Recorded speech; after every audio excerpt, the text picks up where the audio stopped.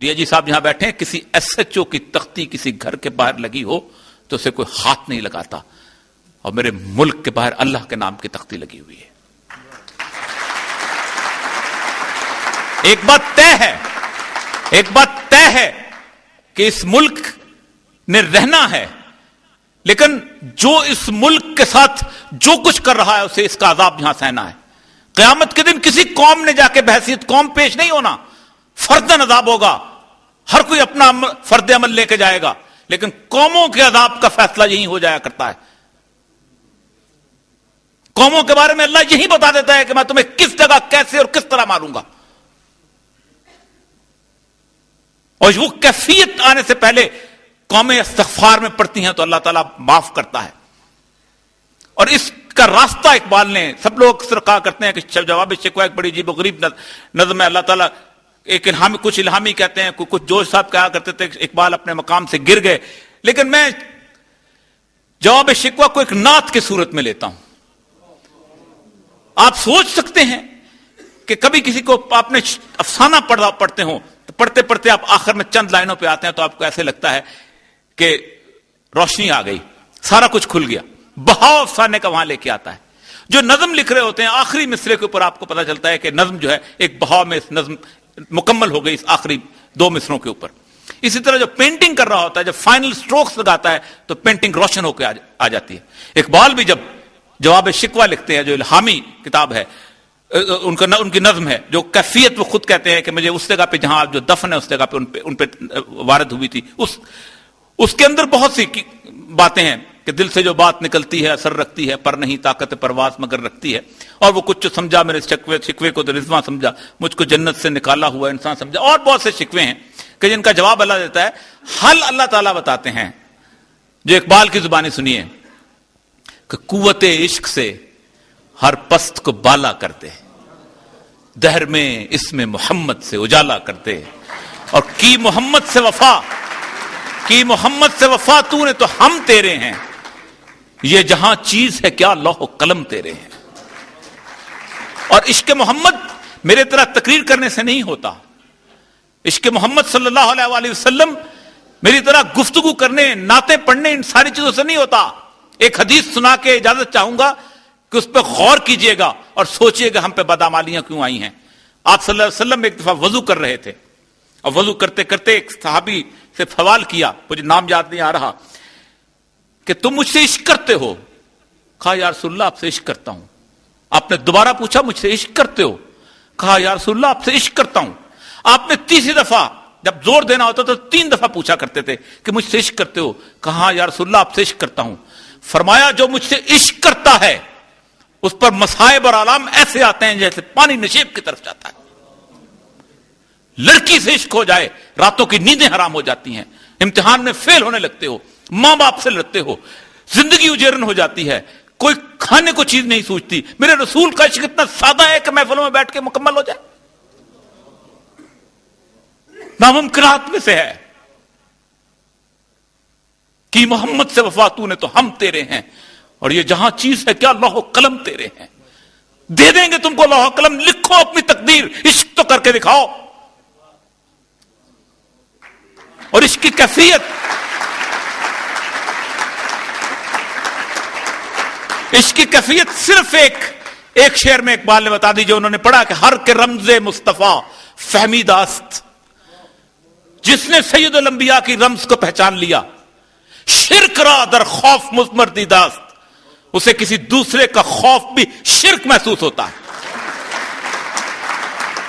جو پٹواری سے ڈرتا ہے وہ بھی شرک کرتا ہے, جو ایس ایچ او سے ڈرتا ہے وہ بھی شرک کرتا ہے, جو ڈی آئی جی سے ڈرتا ہے وہ بھی شرک کرتا ہے, جو چیف منسٹر سے ڈرتا ہے وہ بھی شرک کرتا ہے, جو صدر سے ڈرتا ہے وہ بھی شرک کرتا ہے, اور جو امریکہ سے ڈرتا ہے وہ بھی شرک کرتا ہے.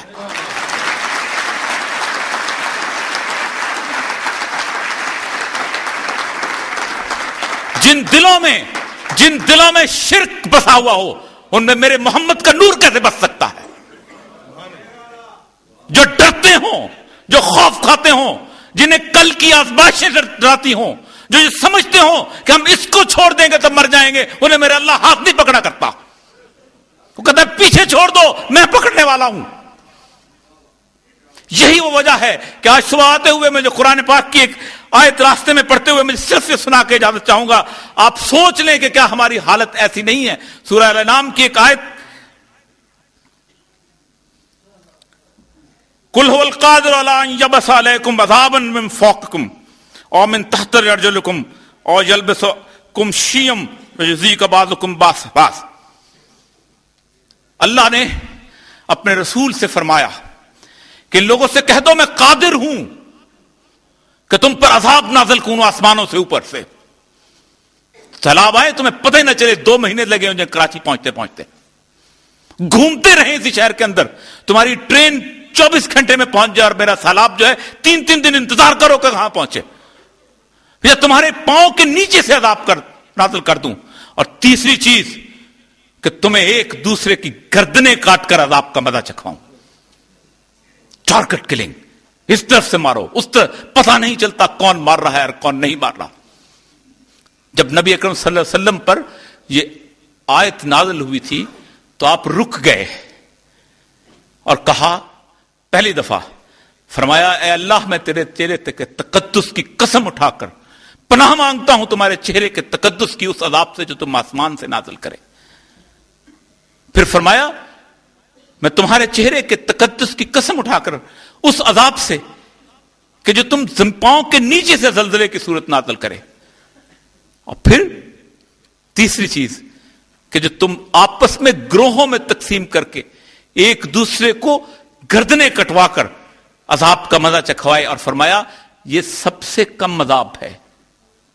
یہ جو ہم روز دیکھتے ہیں 60 مر گئے, 30 مر گئے, 40 مر گئے, 70 مر گئے, یہ سب سے کم عذاب ہے جو ہم پہ نازل ہو رہا ہے. اتقوا فتنة لا تصيبن الذين ظلموا خاصة, ڈرو اس فتنے سے جس کا وبال ان لوگوں پر نہیں آئے گا کہ جن کو ان پر نازل کر دیا گیا. سب اس میں رگڑے جائیں گے. کیوں؟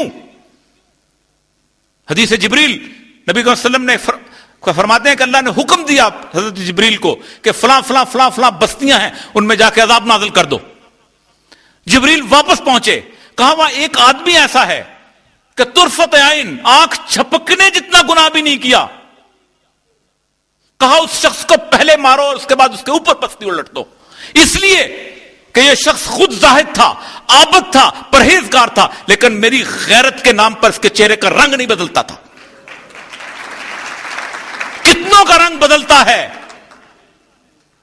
من را منکم منکرا وجزر بہ یدہ, کہ جو کوئی برائی کو دیکھے ہاتھ سے پکڑ کے روک لے. فَإِن لَمْ يَسْتَطِعْ, نہیں استطاعت کرتا, فَبِلِسَانِهِ, زبان سے. فَإِن لَمْ يَسْتَطِعْ, نہیں استطاعت رکھتا, فَبِقَلْبِهِ, دل سے. فَذَلِكَ أَضْعَفُ الْإِيمَانِ, یہ ایمان کا نچلا ترین طبقہ ہے.